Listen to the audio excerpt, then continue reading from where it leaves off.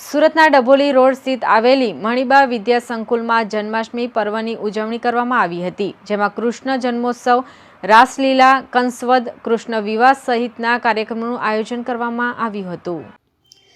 જન્માષ્ટમી પર્વને ગણતરીના દિવસો જ બાકી રહ્યા છે, ત્યારે સુરતના ડભોલી રોડ સ્થિત આવેલી મણિબા વિદ્યા સંકુલમાં જન્માષ્ટમી પર્વની ઉજવણી કરવામાં આવી હતી, જેમાં કૃષ્ણ જન્મોત્સવ, રાસલીલા, કંસવદ, કૃષ્ણ વિવાહ, રાધાનો વિવાહ, ત્યારબાદ વિદ્યાર્થીઓ દ્વારા મટકી ફોડ કાર્યક્રમનું આયોજન કરવામાં આવ્યું હતું। આ ઉપરાંત લાલાને પારણીએ ઝુલાવીને શાળાના આચાર્ય, શિક્ષક મિત્રો અને વિદ્યાર્થીઓ દ્વારા કાનુડાની આરતી ઉતારવામાં આવી હતી, તેમજ મટકી શણગાર અને આરતી શણગાર સ્પર્ધાનું પણ આયોજન કરવામાં આવ્યું હતું, જેમાં વિદ્યાર્થીઓને પ્રથમ, દ્વિતીય અને તૃતીય ક્રમાંક આપવામાં આવ્યો હતો તથા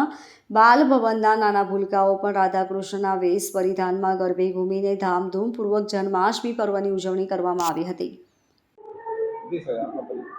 હું